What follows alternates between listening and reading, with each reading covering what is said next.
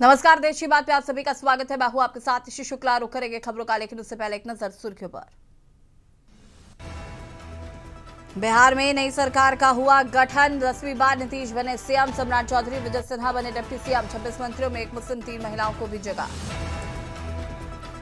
बिहार शपथ ग्रहण समारोह में पीएम मोदी का अलग अंदाज। शपथ समारोह खत्म होने पर पीएम ने फिर लहराया गमछा। गांधी मैदान पर दिखा पीएम का अलग अंदाज।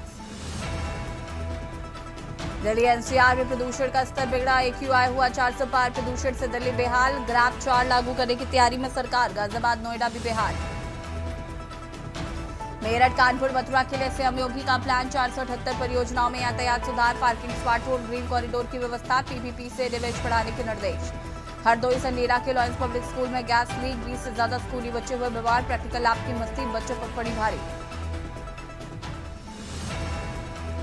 सोना चांदी के दामों में गिरावट का दौर जारी। सोना 1,003 गिरकर 1.23 लाख प्रति 10 ग्राम पर आया। आप देख रहे हैं के न्यूज, खबरों का सारथी।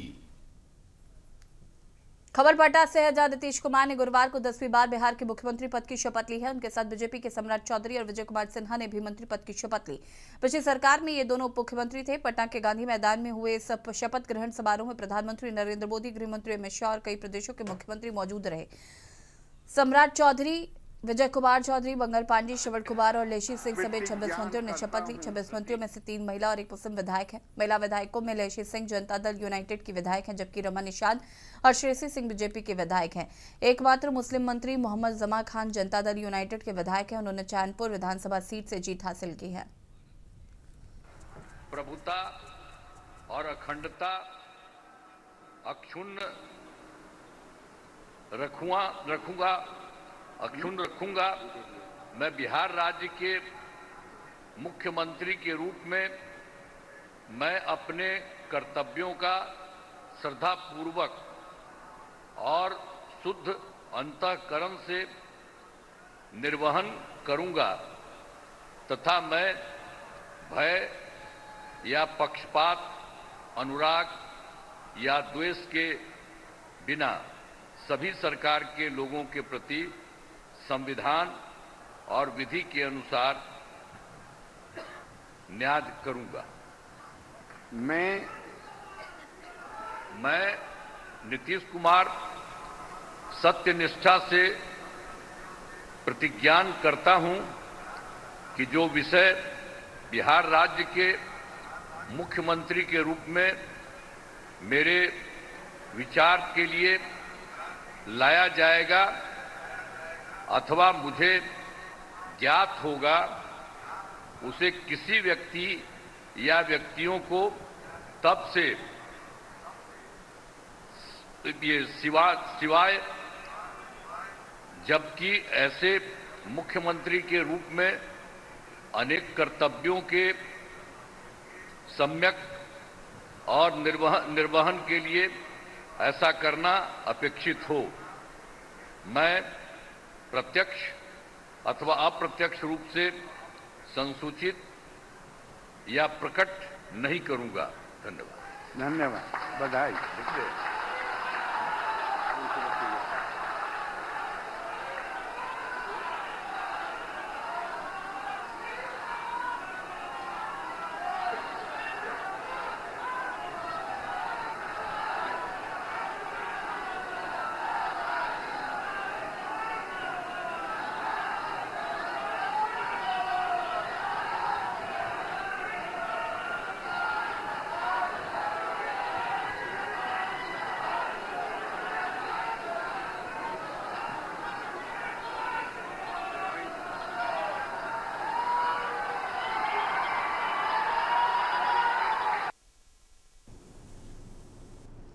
खबर पटना से है, जहां प्रधानमंत्री नरेंद्र मोदी द्वारा मुख्यमंत्री नीतीश कुमार के शपथ ग्रहण समारोह के मंच में दूसरी बार हवा में गमछा लहराकर जनसैलाब का दिल जीत लिया।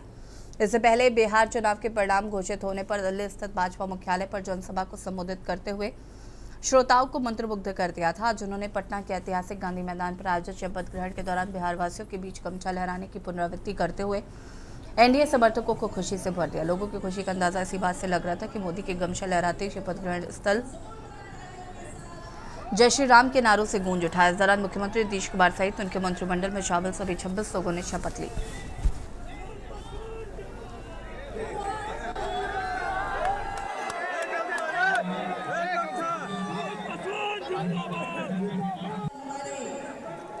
बिहार के यशस्वी और विकास पुरुष माननीय मुख्यमंत्री श्री नीतीश कुमार जी और अन्य माननीय अतिथिगणों का हम जोरदार तालियों के साथ हमारे बिहार के यशस्वी और विकास पुरुष माननीय मुख्यमंत्री श्री नीतीश कुमार जी और अन्य माननीय अतिथिगणों का हम जोरदार तालियों के साथ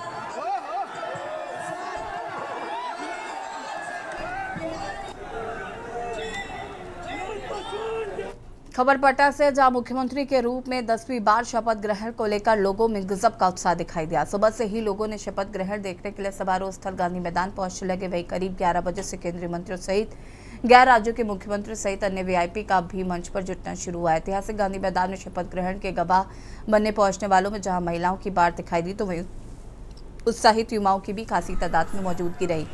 शपथ ग्रहण के दौरान कैमरों ने कई खास लम्हों को कैप्चर किया। वहीं नीतीश कुमार के शपथ ग्रहण करते ही खुशी के अतिरिक्त में भीड़ तालियां बजाने में मशगूल दिखाई दी। वहीं युवा जमात मोदी, नीतीश व योगी जिंदाबाद के नारे लगाते रहे।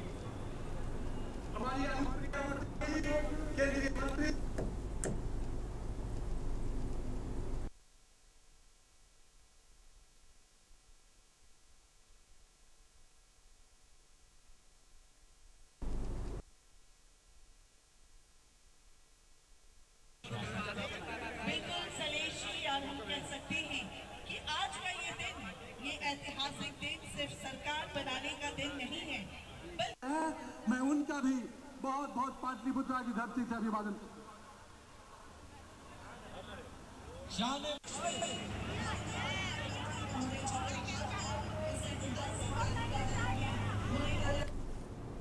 खबर इंदौर से, जहां पर नारकोटिक्स विंग ने बड़ी कार्रवाई करते हुए विदेशी युवती को 31 ग्राम कोकीन पाउडर के साथ गिरफ्तार किया है। शहर में पहली बार कोकीन सप्लाई रैकेट का पर्दाफाश हुआ। घातक और महंगे कोकीन की बरामदगी ने जहां पुलिस प्रशासन को अलर्ट रहने का संदेश दिया, तो वहीं समाज के विभिन्न वर्गों के कान खड़े कर दिए हैं। जानकारी के मुताबिक मुखबिर की पुख्ता इनपुट के आधार पर नशा तस्करी की अंतर्राष्ट्रीय सप्लाई चैन उजागर करने में कामयाबी मिली। सूत्रों ने बताया कि कोकीन की खेप लाई 35 वर्षीय युवती लिंडा पुत्री अनाबा अफ्रीकी देश के निवासी है और वो स्टूडेंट वीजा पर भारत आई थी और वीजा का दुरुपयोग करते हुए मुंबई के नालासोपारा में रह रही थी, जहां नारकोटिक्स विंग ने उसे रडार पर ले रखा था। प्रारंभिक पूछताछ में उसने स्वीकार किया कि वो एक अंतर्राष्ट्रीय ड्रग नेटवर्क के संपर्क में थी जो अफ्रीकी देशों से भारत में कोकीन की आपूर्ति करता है।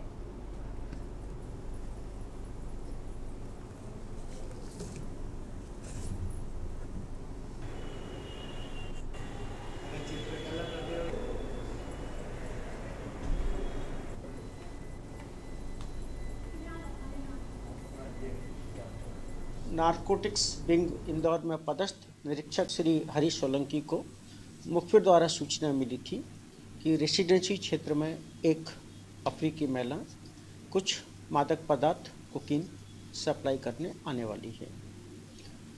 मुखबिर की सूचना पर वैधानिक औपचारिकता पूरी कर निरीक्षक श्री सोलंकी, महिला निरीक्षक श्रीमती राधा जामोद तथा अन्य के साथ मुखबिर द्वारा बताए स्थान पर पहुंचे और मुखबिर द्वारा बताए हुलिये की महिला के पहुंचने पर टीम ने उसे अपना परिचय दिया, अपनी तलाशी दी और निरीक्षक राधा के द्वारा महिला की तलाशी लेने पर उसके कब्जे से 31 ग्राम से अधिक कोकीन बरामद हुई। पुलिस अधीक्षक कार्यालय जबलपुर में एसपी को ज्ञापन सौंपा गया, जिसमें मुख्य मांग 16 नवंबर बुधवार अखिल भारतीय ओबीसी महासभा ओबीसी एससी एसटी सहयोग मोर्चा के प्रदेश अध्यक्ष, जिला पंचायत सदस्य जबलपुर, सरपंच पति ग्राम पंचायत कंदराखेड़ा के ऊपर सौरभ पटेल, बबलू पप्पू यादव व हर्ष ने जानलेवा हमला करते हुए पेट पर चाकू मार दिया, जिसके खिलाफ अखिल भारतीय ओबीसी महासभा ओबीसी एससी एसटी सहयोग मोर्चा के जिलाध्यक्ष ओबीसी जितेंद्र कुमार कुर्मी के नेतृत्व में ज्ञापन सौंपा गया और अपराधियों को पकड़ने के लिए कठोर से कठोर सजा दिलाने की मांग की गई।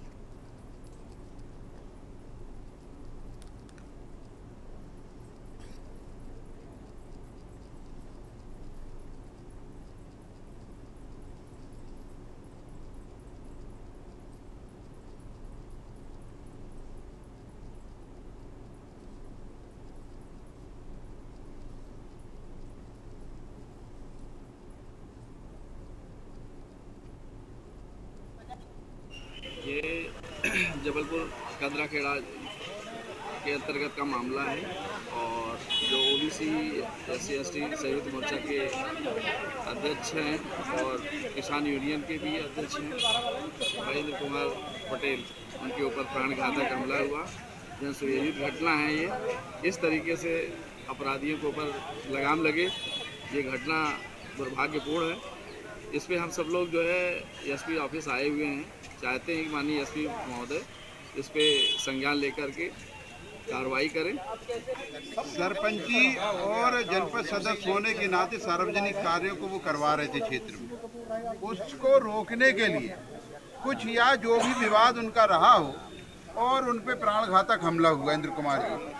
अब ये सार्वजनिक क्षेत्र में काम करने वाले जो साथी हैं, समाज में जो काम करने वाले साथी हैं, उन पर ऐसी घटनाएं होने लगे और कानून व्यवस्था का दामो निशान नहीं। अगर ऐसी घटना हुई तो आज ये चौथा 5वां दिन है। जिन्होंने ये घटना की है वो खुले क्यों घूम रहे? विश्वधनो शंभू बॉर्डर से किसानों की ट्रॉलियां चोरी हो गई थी। ट्रॉली चोरी के मामले में किसानों ने नाभा नगर परिषद अध्यक्ष सुजाता चावला के पति पंकज पप्पू के खिलाफ चोरी का मामला दर्ज कराया था। अब पटियाला पुलिस का CIA स्टाफ इसकी जांच कर रहा है। किसानों का आरोप है कि ट्रॉली में कुछ हिस्से नाभा नगर परिषद के कर्मचारी के घर के अंदर दबे हुए और आज जब पुलिस ने JCB मशीन से खुदाई की तो ट्रॉलियों को कुछ हिस्से वहां से बरामद हुए और खुदाई अभी भी जारी है। पुलिस ने कहा है कि हम जाँच कर रहे हैं और उसके आधार पर कार्रवाई की जाएगी।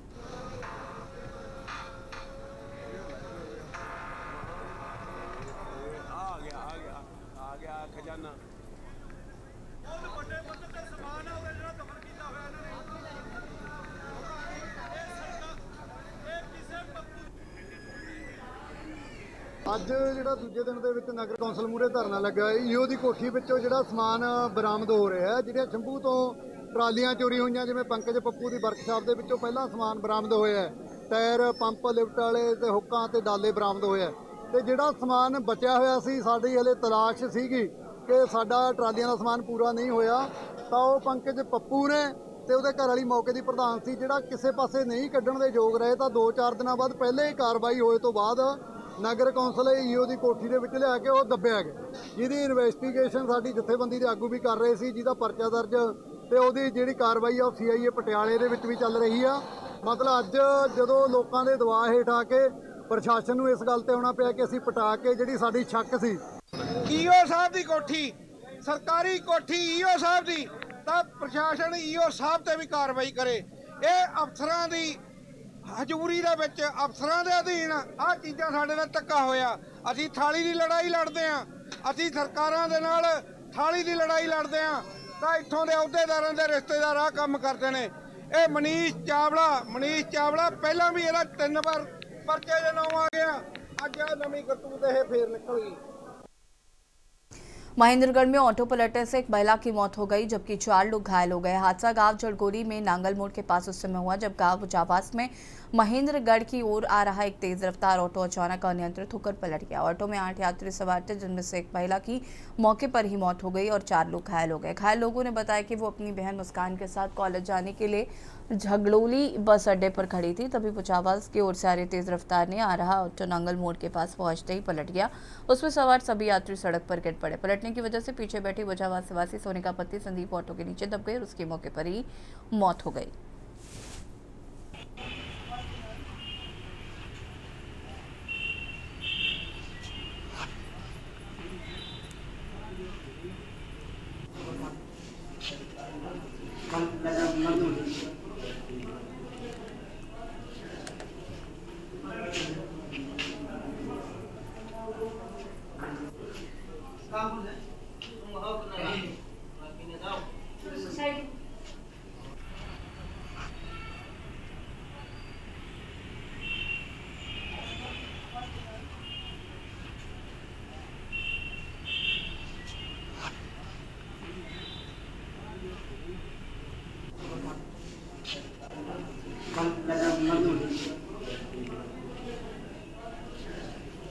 बुद्धवास से निकले ही थे, वो आगे जाके ऑटो पलट गया। नहीं आ तो कोई गाड़ी वाटी थी, कैसे पलटा हो? मन्ना दिखो तो कितनी सवारी थी लगभग ऑटो? सारी भरो पड़ा ऑटो तो गाड़ी सवारी। तो औरों को चोट आई किसी को? उनको भर्ती कराया गया है? हाँ, एक लेडीज का एक्सपायर है। मैं झगड़ोली गांव से हूँ। मैं कॉलेज के लिए निकल रही थी, तो जैसे सड़क क्रॉस करने लगे, एक नांगल की साइड से ऑटो आ रहा था और एक बुचावास की साइड से आ रहा था। तो बुचावास की साइड से जो ऑटो आ रहा था उसकी स्पीड बहुत ज़्यादा तेज थी और उसने अचानक से ऑटो घुमा दिया, उसी वजह से लगी बस। तो पलट गया ऑटो? हाँ, तभी पलट गई वहीं पे। तो पर ये जो घोड़िया जिले लगती नाते में, ये सुबह ठीक लगभग 8:30 के समथिंग घर से निकली थी और ये हमारे गांव का एक टेम्पू था और उसमें सवार होकर चली और उस चालक की लापरवाही से पता नहीं किस वजह से ये हादसा हुआ है और ये चालक की लापरवाही है। तो कहाँ से हादसा हुआ सर? कितने लोग थे ऑटो में लगभग? ऑटो में लगभग सर बता रहे हैं 8-7 के लगभग 8 होंगे 9 होंगे। आगरा से खबर, जहां पर अमेरिकी राष्ट्रपति के बेटे पहुंचे ताज नगरी। दोस्तों के साथ आगरा पहुंचे जूनियर ट्रंप। बता दें कि जूनियर डोनाल्ड ट्रंप करेंगे ताजमहल का दीदार। होटल अमर विलास के कोहिनूर स्वीट्स में रुके हैं। होटल में लंच कर ताजमहल पहुंचेंगे junior Trump. Indian continental mix menu दिया गया है। होटल अमर विलास के कोहिनूर स्वीट्स में रुके।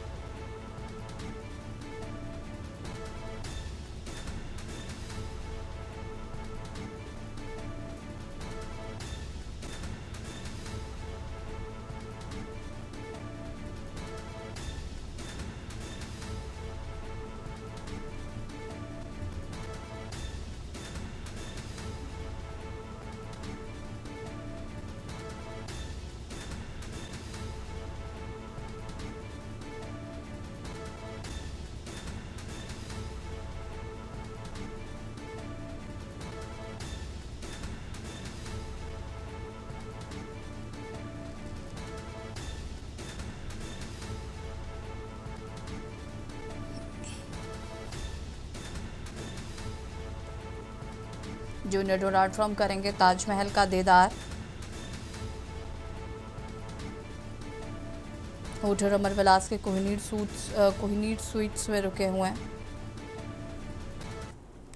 बरेली से खबर, जहां पर आला हजरत खानदान की पूर्व बहू पर जानलेवा हमला। वारदात के समय घर पर थी सामाजिक कार्यकर्ता नदा खान। सामाजिक कार्यकर्ता पर चाकू से किया गया हमला। बता दें कि पीड़िता ने मौलाना तौकीर व पति पर लगाए हैं आरोप। दोनों पर लगाया गया हत्या करवाने का आरोप। नदा खान पर देर रात हुए हमले से मचा हड़कंप। नदा ने बरादरी पुलिस को फौरन सूचना दी। तहरीर भी दी गई है पीड़िता द्वारा। बरेली के थाना बरादरी क्षेत्र का ये पूरा मामला बताया जा रहा है। नदा खान पर देर रात हुए हमले से मचा हड़कंप।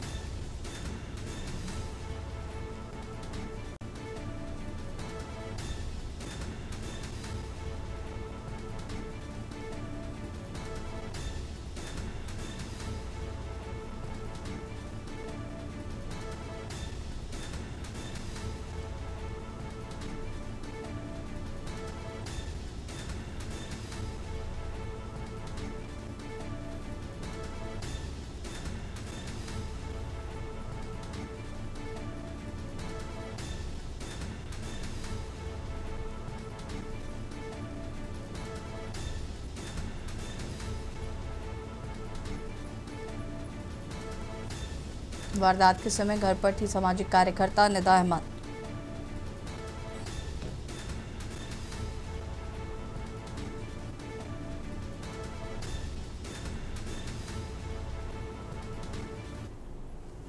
देखिए, सोशल मीडिया के माध्यम से पुलिस को जानकारी प्राप्त हुई कि निदा खान के घर में किसी अनजान व्यक्ति ने प्रवेश किया। सीसीटीवी फुटेज दिखवाए जा रहे हैं और इस मामले की जांच की जा रही है। इनसे संपर्क करके शीघ्र नियमानुसार विधिक कार्रवाई संपादित की जाएगी। और मैं लखनऊ से वापस आई थी 4-5 बजे करीब और 9 साढ़े 9 बजे एक अज्ञात आदमी मेरे घर में घुसा, जिसने कुर्ता पजामा पहन रखा था काले रंग का, काले रंग की टोपी भी लगा रखी थी, उसके पीछे बैग था। वो मेरे घर में आया और उसने आते ही मेरे बारे में पूछने लगा। जिस तरीके से उसने पूछा वो बहुत डाउटफुल तरीका था। और उसके बाद मैं नीचे उतर के आई, मैंने कहा क्या बात है, तो उसने मुझे देखते ही तुरंत चाकू निकाला डाली। मैंने सीसीटीवी कैमरे की फुटेज भी डाली। उसके बाद भी पुलिस ने अभी तक कोई एक्शन नहीं लिया है उसके ऊपर। और ये मुझे लगता है कि पुलिस इंतजार करती जब तक कोई बड़ी दुर्घटना नहीं होती, तब तक कोई एक्शन नहीं लेती। इन 10 सालों में उन्होंने मेरे हर तरीके का थ्रेट दिया है। मेरे घर में घुसे, मुझे इस्लाम से निकाला, मैं रोड पे चल रही हूँ मुझे धमकी दे रहे, मैं कोर्ट में जा रही तो मुझे धमकी दे रहे, मुझे हर तरीके से प्रताड़ित करने की कोशिश करते। मेरठ से खबर जहां पर परतापुर में पीर आलम का शाही तख्त ढहा। RRTS पिलर 1526 के पास शाही तख्त ढहा।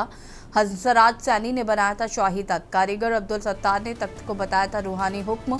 PWD ने इसे सरकारी जमीन पर अवैध कब्जा बताया। लोगों के विरोध पर पुलिस ने मजार हटवाई। ताजा रंगरोगन के बाद छोड़ा था विवाद। पुलिस एक्शन के बाद हंसराज खुद हथौड़ा से तोड़ने में जुटा।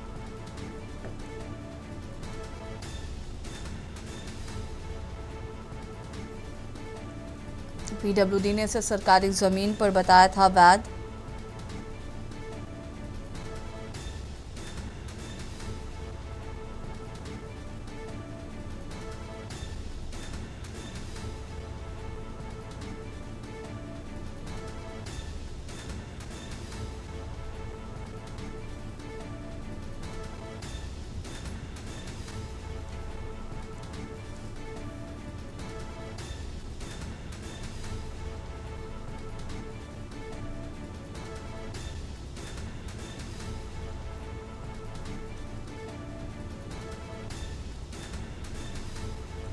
कारीगर अब्दुल सत्तार ने तख्त को बताया था रूहानी हुक्म।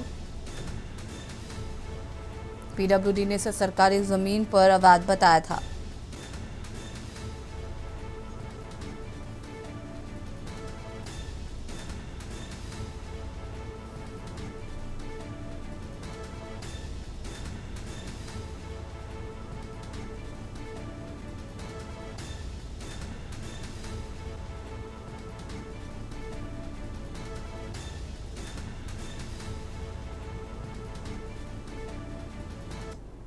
चौरानवे में जो था हमने बेकरी लगाई थी यहाँ पर, तो बेकरी में बाहर से हम कारीगर लेकर गए थे, बढ़िया कारीगर थे, लेकिन माल बढ़िया नहीं बन पा रहा था, तो भट्टी में जाते खराब हो जाता था। तो एक दिन जो था सुबह जब हम आए तो एक सत्तार नाम का जो हमारा कारीगर था उसने बताया भाई मुझे रात यहाँ पे एक पीर साहब आए हैं जिन्होंने बताया कि मेरा स्थान यहाँ पर बनवा, तब आपका माल ठीक होगा, क्योंकि न किसी को पता नहीं। तो उसके कहने पर हमने जो था पीर का मैदान बनाया। हाँ देखिए, जैसा अब हमें पता लगा है कि भाई ये जो है सुरक्षित रेंज में आता है, इससे परेशानी होगी भविष्य में, इसे हटाओ। पुलिस ने कहा तो भाई हम तो हटा दें, क्योंकि हम नहीं चाहते हमारे किसी काम से हमारे समाज के किसी को दिक्कत हो, तो मैं इसे हटा रहा हूँ।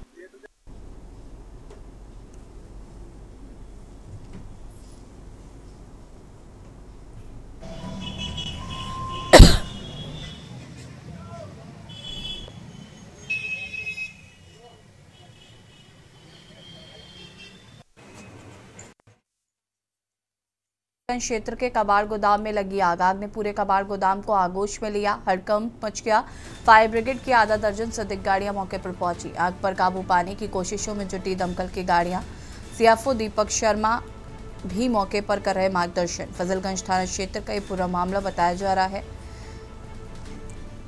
फायर ब्रिगेड की आधा दर्जन से ज्यादा गाड़ियां मौके पर मौजूद।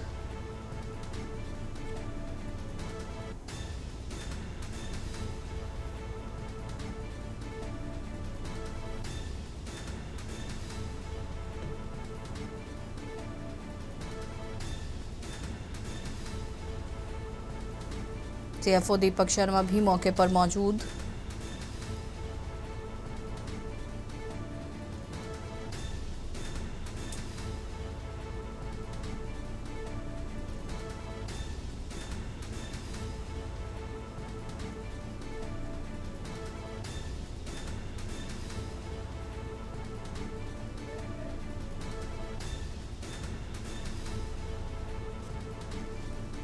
आग पर काबू पाने की कोशिशों में जुटी दमकल की गाड़ियां।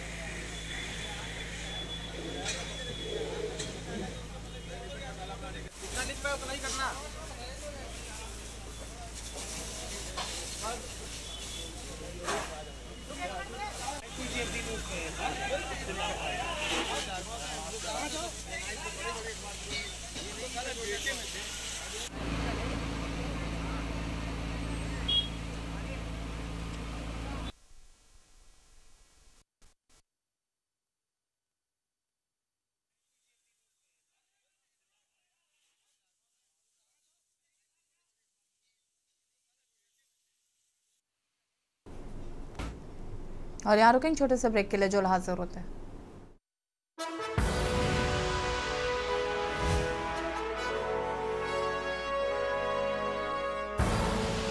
आप देख रहे हैं के न्यूज, खबरों का।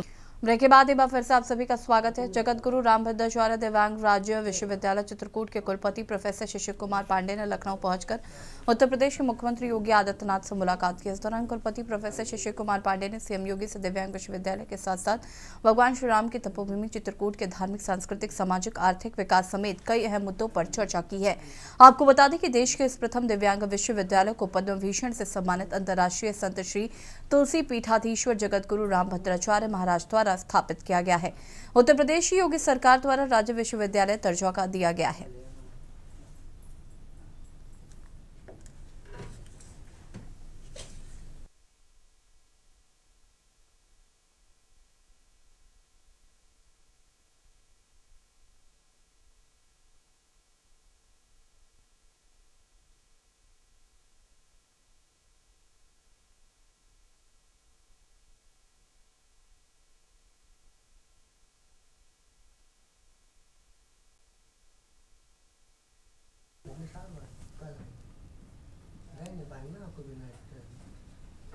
उत्तर प्रदेश के हरदोई जनपद के लायंस पब्लिक स्कूल में सुबह अचानक गैस रिसाव की घटना से स्कूल परिसर में हड़कंप मच गया। जय श्री साहब से लगभग 2 दर्जन बच्चों को खांसी, सांस लेने में कठिनाई, उल्टी व बेहोशी की हालत से गुजरना पड़ा। स्थानीय लोगों की मदद से तत्काल प्रभाव से बच्चों को इलाज के लिए अस्पताल में भर्ती कराया गया, जहां पर डॉक्टरों की निगरानी में सभी बच्चों का इलाज चल रहा है। हरदोई जनपद के संडीला कस्बे में स्थित लायंस पब्लिक स्कूल के पास से निकली किसी रासायनिक पदार्थ या औद्योगिक इकाई से गैस का रिसाव हुआ। हालांकि रिसाव का वास्तविक कारण अभी तक स्पष्ट नहीं हो पाया। घटना की जानकारी जैसे ही पुलिस प्रशासन व स्थानीय प्रशासन को मिली, मौके पर पहुंचकर हरदोई प्रशासनिक अधिकारियों के द्वारा सभी बिंदुओं पर गहनता से जांच की जा रही।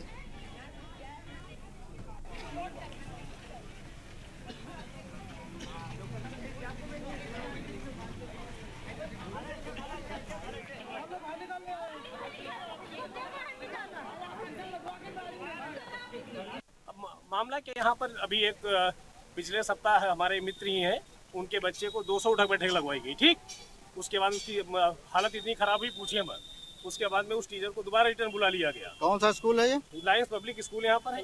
हमारे भी बच्चे पढ़ते। अभी गैस यहाँ पर लीक हुई, हमारी भतीजी को, उसको इतनी दिक्कत बन गई, पूछिए मत। इतनी लापरवाही यहाँ पर रहती, पूछिए। कोई जवाब ही नहीं, कोई यहाँ पर पूछने वाला नहीं, बताने वाला नहीं। कह रहे हैं संडीला लायंस पब्लिक स्कूल के कुछ बच्चों के द्वारा वायलेंट कफिंग और अनईजीनेस की शिकायत हुई है इसी एलिजेड गैस लीक के चलते, जिसके क्रम में रॉनी डिस्ट्रिक्ट एसडीएम संडीला एवं सीओ साहब द्वारा तत्काल संज्ञान में लेते हुए सभी बच्चों को आर्मी हॉस्पिटल और होम हॉस्पिटल में रेफर किया गया। लगभग 16 ऐसे बच्चियाँ थी जो अफेक्टेड हुई थी। अभी सभी स्टेबल हैं। एक बच्ची जिसका वाइटल स्टेबल है, लेकिन उस पर पेन मैनेजमेंट बेटर करने के लिए उनको केजीएम में रेफर किया गया। बाद में पढ़ रहे थे, फिर अचानक से ऐसे बदबू आने लगी, सबको खांसी होने लगी। अभी इधर बाहर निकल के आके तभी पूरे स्कूल ही बाहर घूम रहा है। लगभग कितने बच्चे अस्पताल जा चुके हैं? 10-15 तो जा चुके हैं, 10-15 आराम से जा चुके हैं, और अभी गिर रहे हैं, जा रहे हैं बहुत।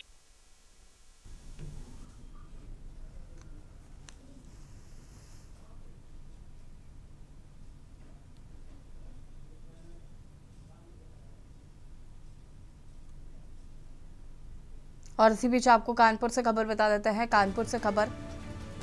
कानपुर से बड़ी खबर आपको बता रहे हैं कबाड़ के गोदाम में लगी भीषण आग। मौके पर फायर ब्रिगेड की आधा दर्जन से ज्यादा गाड़ियां मौजूद। फजलगंज थाना क्षेत्र में कबाड़ के गोदाम में लगी आग।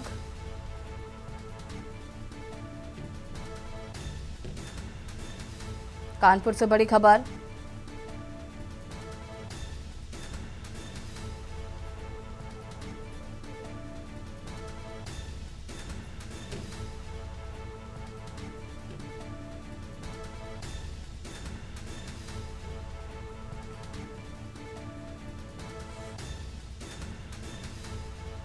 कानपुर से बड़ी खबर आपको बता रहे हैं, कबाड़ के गोदाम में लगी आग।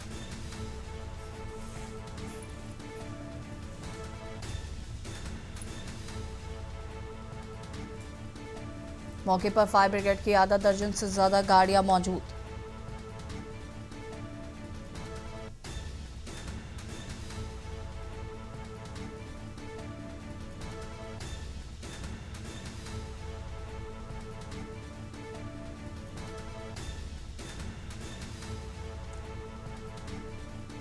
मौके पर फायर ब्रिगेड की आधा दर्जन से ज्यादा गाड़ियां मौजूद।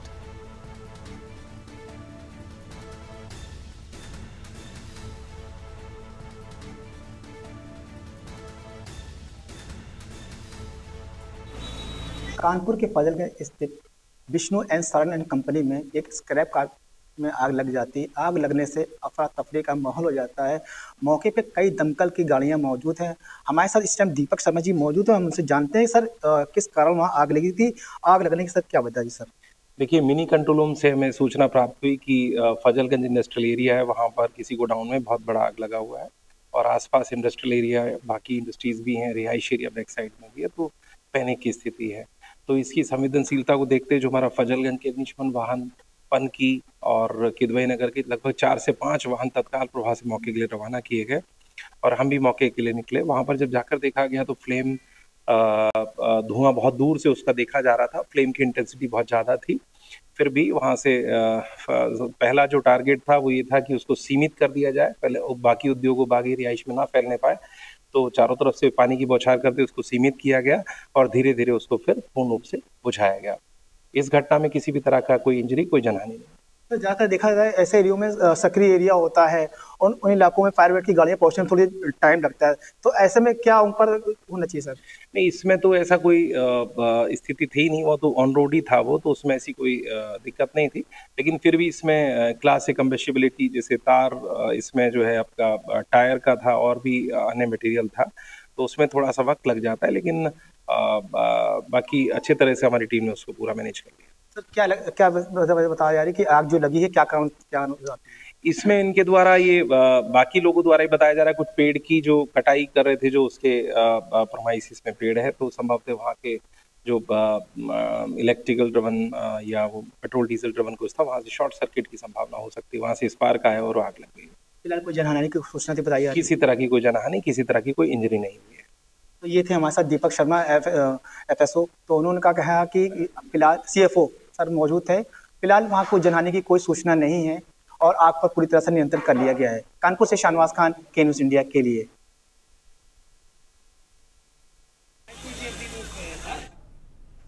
और इसी खबर पर ज्यादा जानकारी के लिए संवाददाता शहनवाज हमारे साथ जुड़े हुए। शहनवाज, क्या कुछ जानकारी इस घटना को लेकर?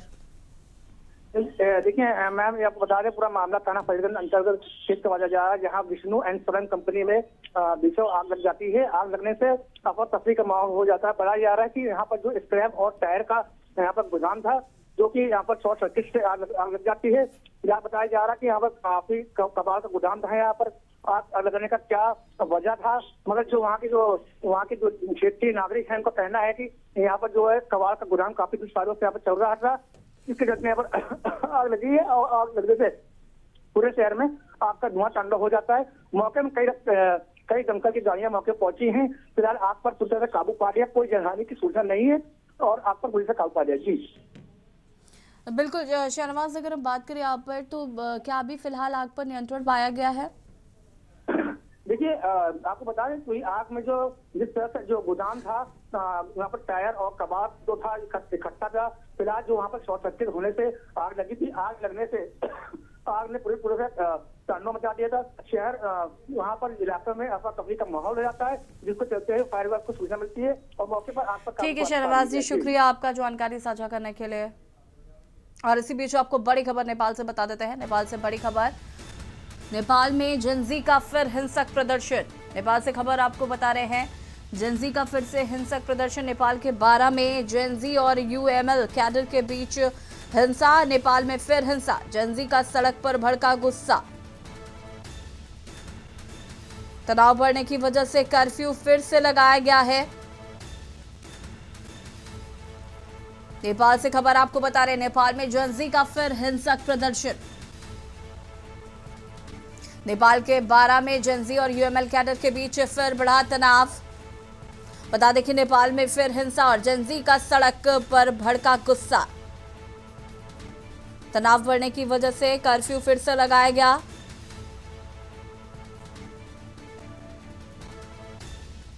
नेपाल में जेनजी का फिर हिंसक प्रदर्शन।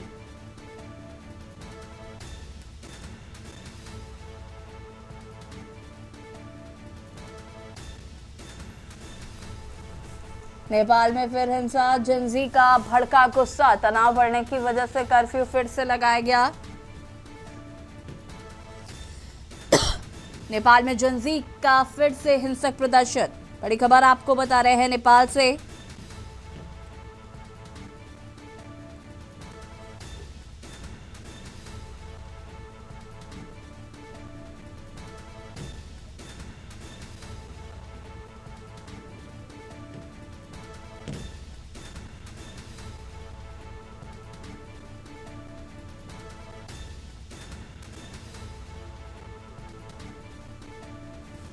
नेपाल के 12 में जेनजी और यूएमएल कैडर के बीच तनाव। नेपाल में एक बार फिर से हिंसा देखने को मिल रही है। जेनजी का भड़का सड़कों पर गुस्सा। तनाव बढ़ने की वजह से कर्फ्यू फिर से लगाया गया।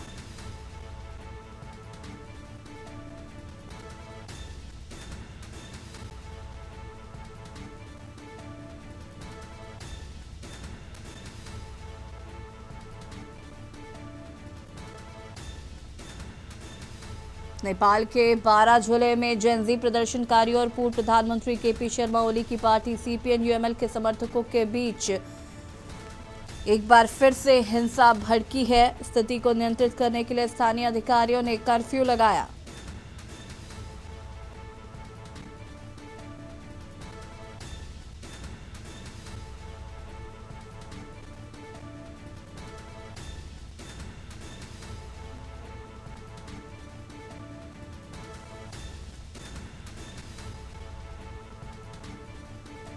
नेपाल में जेनजी का फिर से हिंसक प्रदर्शन। खबर आपको बता रहे हैं नेपाल से। नेपाल के 12 में जेनजी और यूएमएल कैडर के बीच फिर से तनाव। स्थिति को नियंत्रित करने के लिए लगाया गया कर्फ्यू।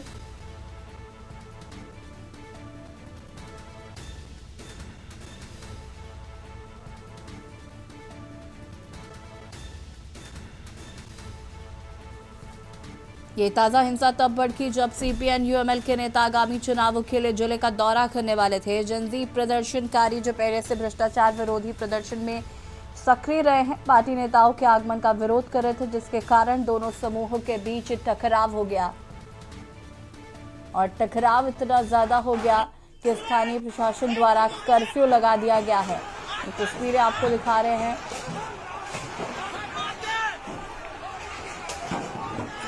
नेपाल का ये 12 जिला है।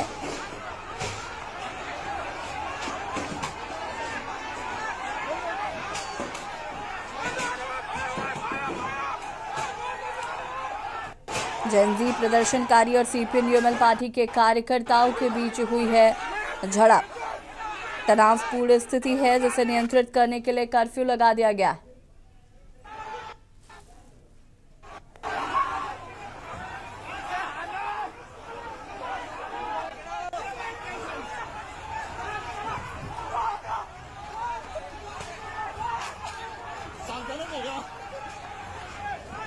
नेपाल में एक बार फिर से जेनजी का हिंसक प्रदर्शन। तनाव की वजह से कर्फ्यू लगाया गया।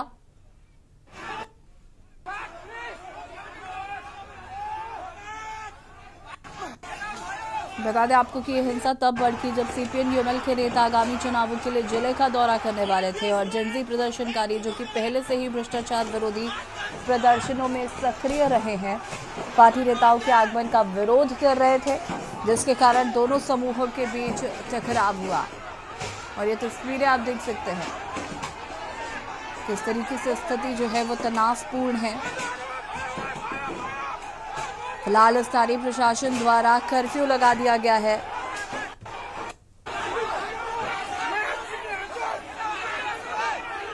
नेपाल में एक बार फिर जनजी का हिंसक प्रदर्शन।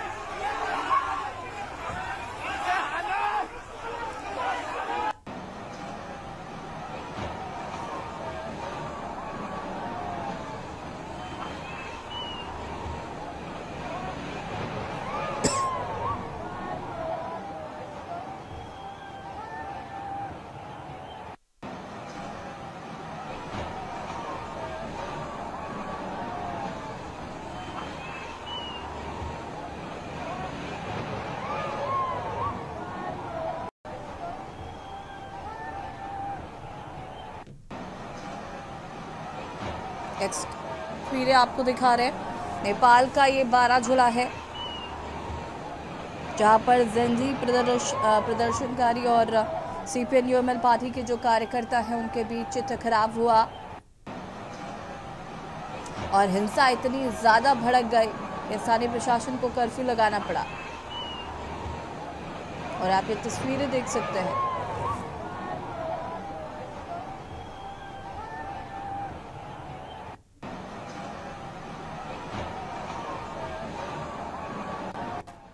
और हमारे साथ defence expert major Virat Mishra ji जुड़ चुके हैं। विराट जी, बहुत बहुत स्वागत है आपका सबसे पहले तो के न्यूज में। एक बार फिर से जेनजीओ का यहाँ पर हिंसक रवैया देखने को मिला है, कैसे देख रहे हैं इसे? देखिए यशी जी, कहीं ना कहीं ये जो जेनजी अपराइजिंग है ये आज भी वहाँ के जो पॉलिटिकल टर्मोइल है उसको लेकर है।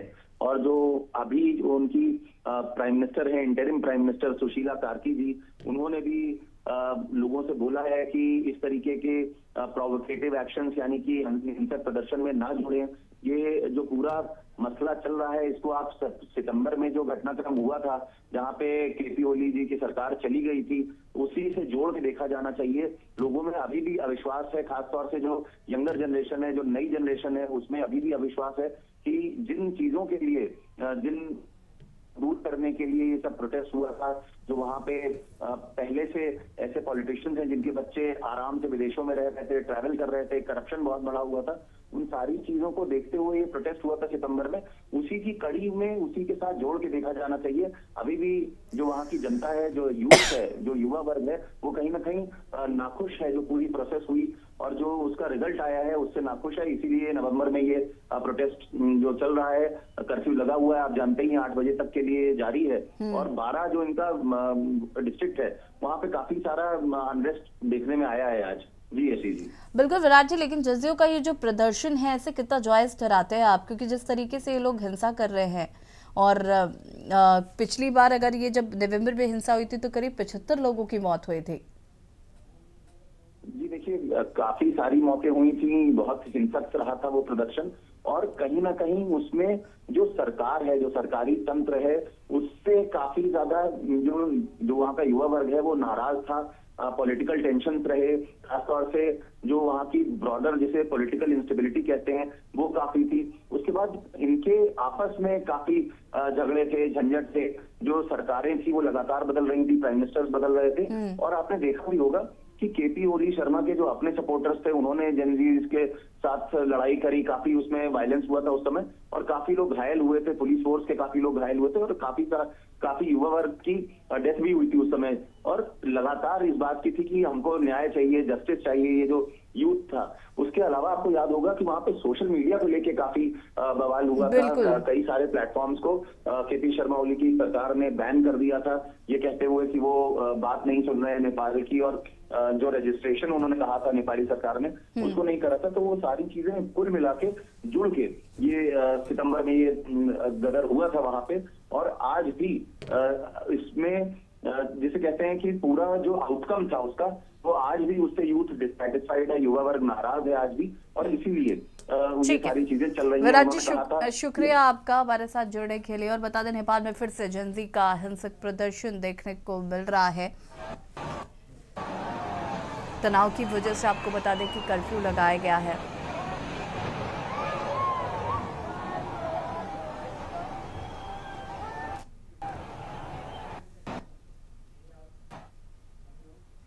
और इसी बीच आपको लखनऊ से खबर बता देते हैं। लखनऊ से खबर, चारबाग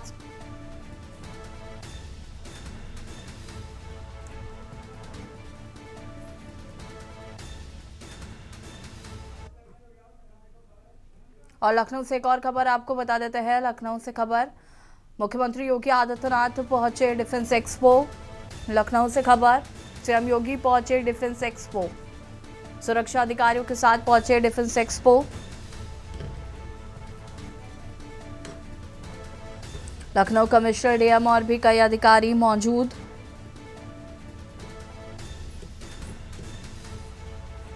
सीएम योगी ने लिया सुरक्षा व्यवस्था का जायजा।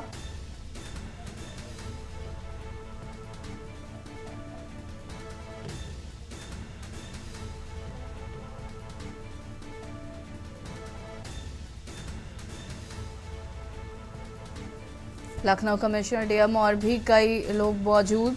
सीएम योगी ने लिया सुरक्षा व्यवस्था का जायजा।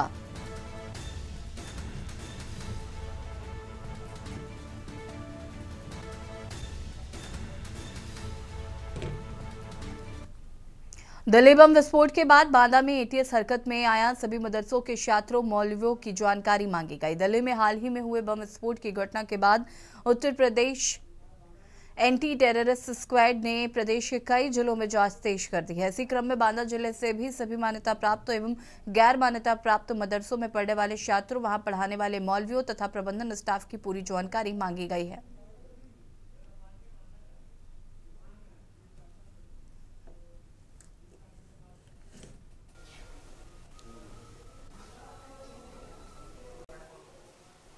देखिए, अभी इस तरीके का कोई पत्र हमारे पास नहीं आया आधिकारिक रूप से, और जब आएगा तो जो चीज़ें वो मांगेंगे उसके हिसाब से हम उसको देंगे, अवगत कराएंगे। क्योंकि इससे पहले भी बहुत मर्तबा हमसे जानकारी मांगी गई। जब जो जानकारी मांगी गई हमने दी है। तो पत्र आने के बाद जो जानकारी उन्होंने मांगेंगे वो देंगे। इस निर्देश को आप किस नज़रिए से देखते हैं? देखिए, अभी तक हमारे पास कोई निर्देश आधिकारिक रूप से आया नहीं है, तो मैं इसके बारे में क्या बताऊँ। सोशल मीडिया में आपने देखे होंगे कई समाचार चल रहे हैं। सोशल मीडिया में और आप लोगों के माध्यम से सुना है कि एटीएस के द्वारा मदरसों की जांच हो रही है, तो अच्छी बात है। सुरक्षा दृष्टि से सरकार का ये दायित्व है कि संस्थाओं की जांच कराए। सभी संस्थानों की जांच कराना चाहिए। बेसिकली 15 नवंबर 2025 का एक एटीएस इलाहाबाद से इकाई यूनिट से हमें एक लेटर प्राप्त हुआ है। उसमें उन्होंने जिले में जितने भी मदरसे संचालित हैं उनके टीचर्स और उनके स्टूडेंट्स की सूचना मांगी है, जैसे उनके माता पिता का नाम, उनके मोबाइल नंबर। और इस संबंध में अभी हमें निदेशालय से वैसे हमने अभी कोई लेटर नहीं इशू हुआ है, लेकिन फिर भी हमने मदरसों को, सारे मदरसों को यहाँ से एक लेटर इशू कर दिया है कि अपने यहाँ के जितने भी टीचर्स हैं और जितने भी स्टूडेंट्स हैं उन सारे बच्चों का वो इन्फॉर्मेशन दे दे अपने माता पिता को। और ये जैसे ही हमें निदेशालय से कोई सूचना प्राप्त होती है फिर हम एटीएस को वो सूचना अवेलेबल करा देंगे। अभी तक के लिए हमें और कोई आगे के आदेश होते हैं उसके बाद ही हम कोई कार्रवाई कर पाएंगे। बम ब्लास्ट के बाद हरकत में आई एटीएस ने इलाहाबाद और चित्रकूट धाम मंडल के सभी जनपदों में लेटर भेज करके यहाँ जितने भी मदरसे हैं जो संचालित हो रहे हैं उन सब की लिस्ट मांगी है। और उस मदरसों में जो छात्र पढ़ रहे हैं उनके आधार नंबर और मोबाइल नंबर, पूरी डिटेल, साथ ही वहाँ पढ़ाने वाले अध्यापकों की भी सारी डिटेल अल्पसंख्यक कल्याण अधिकारी से मांगी गई है। अल्पसंख्यक कल्याण अधिकारी को एटीएस द्वारा भेजे गए लेटर में ये स्पष्ट रूप से लिखा गया है कि आपके जनपद में जितने भी मदरसे संचालित हैं उन मदरसों की सूची, छात्रों की और वहाँ पर पढ़ाने वाले अध्यापकों की आधार कार्ड सहित उनके जो मोबाइल नंबर है, सारी डिटेल की जानकारी एटीएस को उपलब्ध कराएं। हालांकि अभी जो यहाँ अल्पसंख्यक अधिकारी हैं अभिषेक चौधरी, उन्होंने अभी ज़्यादा जानकारी देने से मना किया है, लेकिन उन्होंने जो ये बताया उनके बताने के आधार पर सभी मदरसों को ये पत्र भेजा गया है ताकि वो अपने अपने मदरसों के जो छात्र हैं, जो अध्यापक हैं, उनकी डिटेल यहाँ पहुँच जाए। साथ ही मैं आपको बता दूँ कि ऐसे मदरसों में 25 मदरसे हैं जहाँ 23 मदरसे ऐसे हैं जो स्ववित्त पोषित हैं और 2 मदरसे ऐसे हैं जो अल्पसंख्यक कल्याण विभाग द्वारा वित्त पोषित हो रहे हैं। साथ में जो यहाँ का सबसे पुराना मदरसा बताया जाता है हथौड़ा का, जहाँ देशी ही नहीं बहुत ही विदेशों के बच्चे यहाँ पर शिक्षा लेने आते हैं। ये बिना रजिस्ट्रेशन के चल रहा है। लेकिन एक बड़ा सवाल ये उठता है कि जब शिक्षा विभाग ने मदरसों के लिए भी गाइडलाइन बनाई है, इनका भी रजिस्ट्रेशन होना चाहिए, तो फिर एक बड़ा मदरसा जहाँ अंतर्राष्ट्रीय स्तर के बच्चे आकर के यहाँ शिक्षा ले रहे हैं, कैसे ये बच्चे यहाँ पर हैं और कैसे उनको शिक्षा दी जा रही है, और अगर वो बच्चे यहाँ शिक्षित हो रहे हैं तो उनको मिलने वाली डिग्री कितनी वैध होगी जब ये रजिस्टर्ड ही नहीं है। ऐसे में एक बड़ा सवाल इन मदरसों पर बनता है कि वो बच्चे कौन हैं और किस किस देश से आए हैं, ये भी जानकारी ATS को होना जरूरी है। विकास भवन से के न्यूज़ के लिए भगत सिंह। अवैध रूप से ग्रेटर नोएडा के रबुपुरा थाना क्षेत्र के नगला हुकुम सिंह गांव में बन रही 3 मंजिला बिल्डिंग गिर गई और यह हादसा बुधवार सुबह हुआ, जिसमें करीब 10 मजदूर मलबे में दब गए। इस हादसे में 4 मजदूरों की मलबे में दबकर मौत हो गई। इन चारों शवों को देर रात रेस्क्यू कर बाहर निकाला गया। वहीं 3 मजदूर गंभीर रूप से घायल है, जिनका ग्रेटर नोएडा के एक अस्पताल में इलाज जारी है। रिपोर्ट्स के मुताबिक ये 3 मंजिला इमारत अवैध रूप से नोएडा इंटरनेशनल एयरपोर्ट के अधिसूचित क्षेत्र में बनाई जा रही थी। जो लेंटर की शटरिंग खोलने के दौरान अचानक 3 मंजिला इमारत भरभरा कर गिर गई। लेंटर गिरने से नीचे की दोनों मंजिलें भी ध्वस्त हो गई।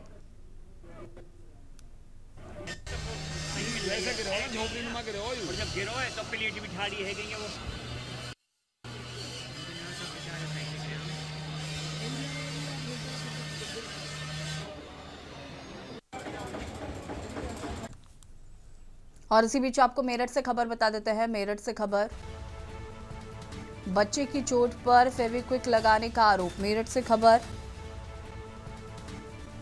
भाग्यश्री अस्पताल के डॉक्टर पर लगे गंभीर आरोप। ताके लगाने की जगह फेविक्विक से घाव चिपकाया गया। डॉक्टर बोला घबराहट है, थोड़ी देर में ठीक हो जाएगा। दर्द नहीं थमा, दूसरे अस्पताल लेकर पहुंचे परिजन। दूसरे अस्पताल में फेविक्विक हटाने में 3 घंटे लगे। फेविक्विक हटाने के बाद बच्चे को 4 टाके लगाए गए। भाग्यश्री अस्पताल की करतूत से जिले में हड़कंप। दर्द नहीं थमा, दूसरे अस्पताल लेकर पहुंचे थे परिजन। दूसरे अस्पताल में फेविक्विक हटाने में 3 घंटे लगे और उसके बाद बच्चे को 4 टाके लगाए गए।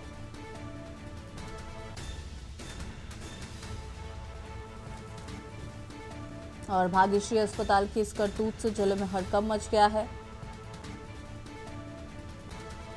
जहां पर इलाज के नाम पर बच्चे की चोट पर फेविक्विक लगा दिया गया।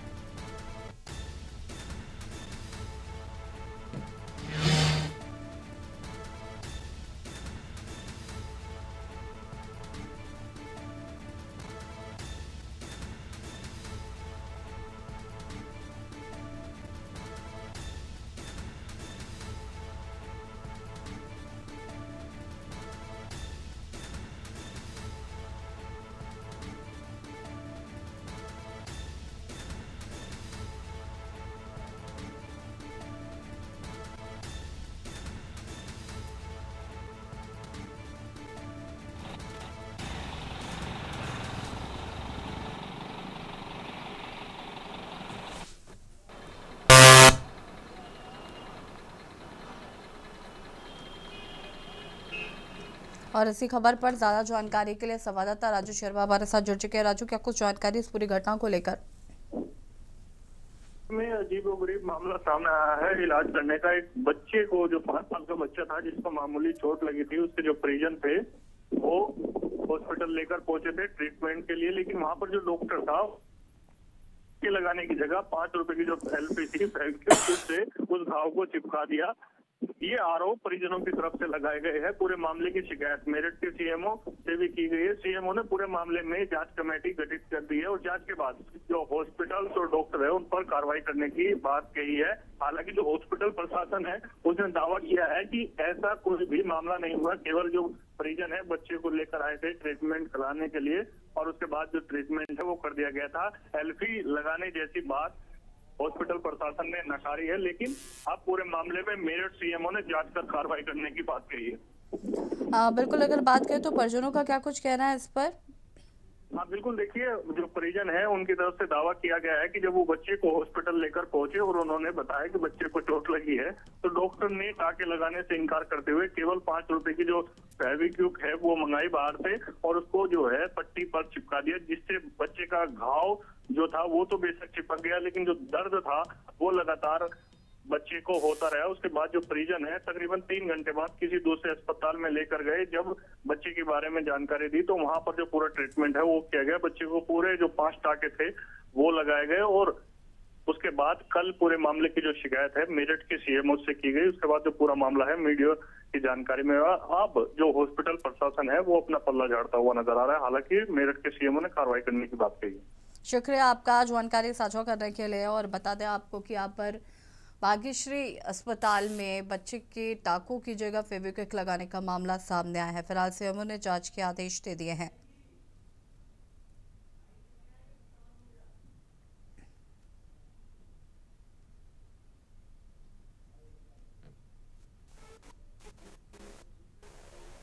आगे को ले खड़ा रख आराम से 5 मिनट।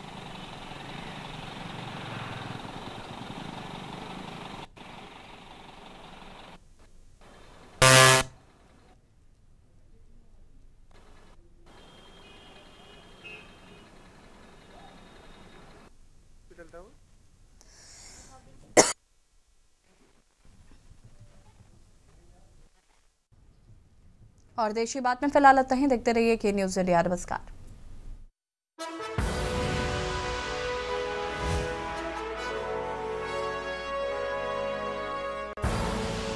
आप देख रहे हैं के न्यूज़, खबरों का सार।